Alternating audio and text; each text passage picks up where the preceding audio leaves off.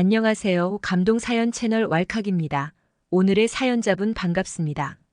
안녕하세요. 저는 한국을 너무 좋아하는 일본에서 온 쿠룸이라고 해요.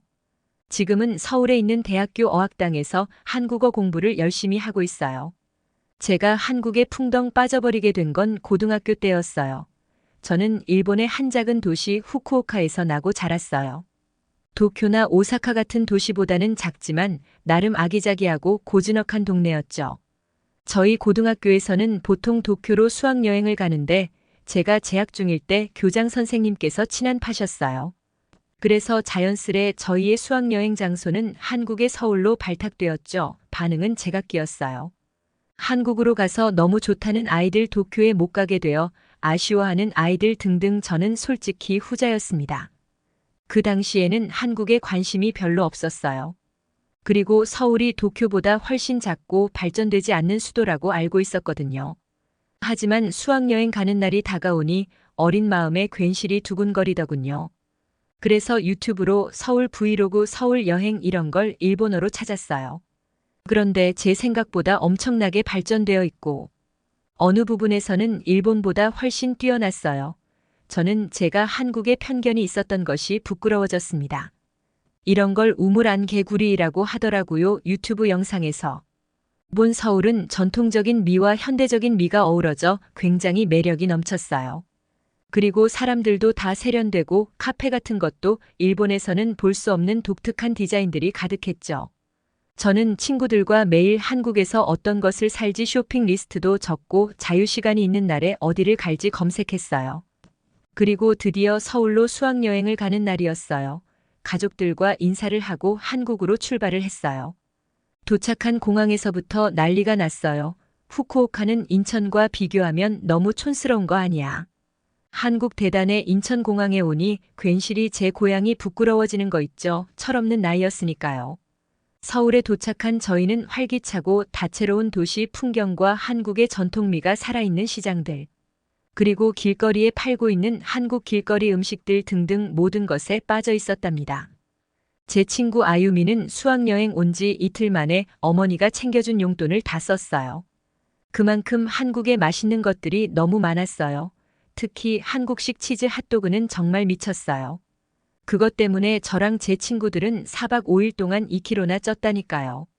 서울에 있는 동안 저희는 경복궁, 창경궁 등 역사적인 고궁들을 탐험하고 명동과 홍대 등등 서울의 특색 있는 지역들을 배회했어요.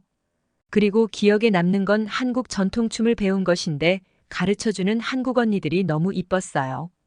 그 언니들이 쓰는 화장품이 무엇인지 물어봐서 올리브영에 들러서 똑같이 샀을 정도예요.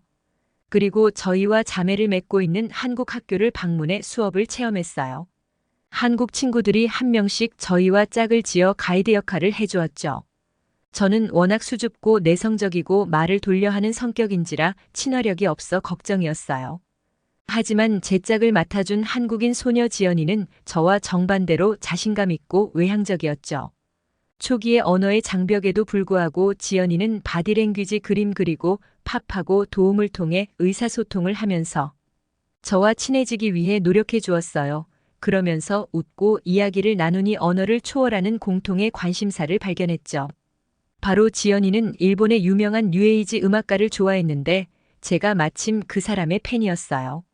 그래서 같이 음악을 들으며 감상평을 나누었죠. 잊을 수 없는 시간이었어요. 저는 이런 한국인 친구들의 솔직하게 다가오는 친화력이 감명을 받았어요.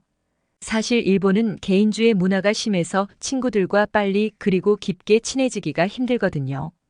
하지만 지연이는 저에게 먼저 다가와주고 빠르게 공통 관심사를 찾아 제 마음의 문을 열었죠.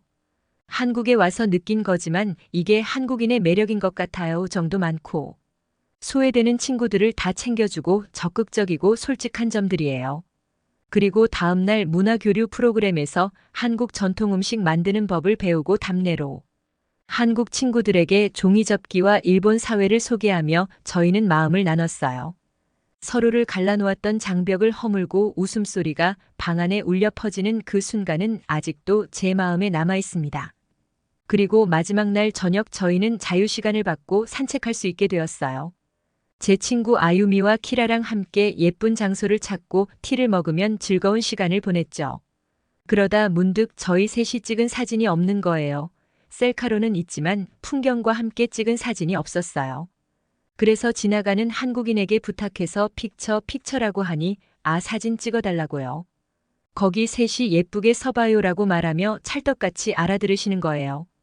그분은 저희에게 붙어서 있으라는 제스처를 보냈고 저희 눈치껏 붙어 있었어요. 그러더니 갑자기 쭈그려 앉아 투, 쓰리 외치며 사진을 엄청 여러 장 찍으시는 거예요. 그러곤 포즈도 바꿔보라고 하시고 갑자기 옆으로 뛰어가시더니 여기 풍경이 더 이쁘다며 위치를 옮기자고 했어요. 저희는 이런 열정에 정말 감동받았어요. 사실 이런 것도 정말 에너지 소모가 많이 들잖아요. 사실 일본인들은 사진을 찍어달라고 하면 그냥 대충 한 장만 찍어주고 가는 경우가 많거든요. 근데 그 한국분은 한 장도 아니고 여러 장의 사진을 찍어주시다니 우리의 추억을 아름답게 남겨주었어요. 저희는 너무 감사하다고 말했어요. 그랬더니 그분이 번역 어플로 한국에서 좋은 시간을 가졌으면 좋겠어요. 그리고 사진은 영원한 추억으로 남겨지니까요. 세 분의 우정이 영원했으면 좋겠습니다.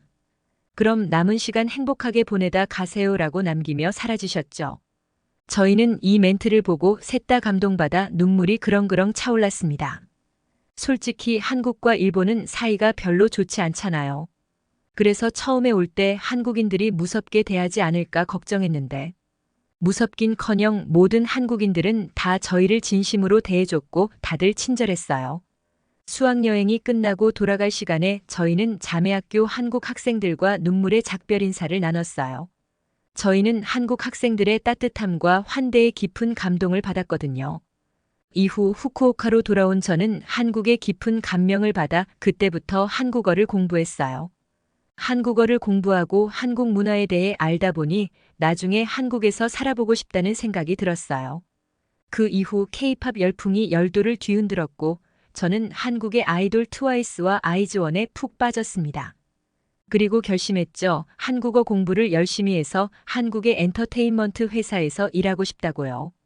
한국 아이돌은 일본 아이돌과 다르게 실력도 좋고 프로페셔널해서 세계적으로 유명하잖아요. 어떻게 해야 그런 차이를 만들 수 있는지 너무 궁금했어요. 그래서 대학교를 한국어과로 가서 교환학생까지 올 수 있게 되었죠. 그리고 지금까지 한국에 살고 있어요. 그 수학여행 하나로 제 인생이 바뀌었다고 해도 과언이 아니에요. 그게 없었다면 꿈이 없었던 저는 고등학교 졸업 후 후쿠오카에서 아버지의 가업을 물려받았겠죠. 맞다. 그리고 수학여행 때 만났던 지연이랑은 계속 연락하고 만나고 있어요. 지금 한국에서 제일 친한 친구들 중 한 명이에요. 정말 신기하죠.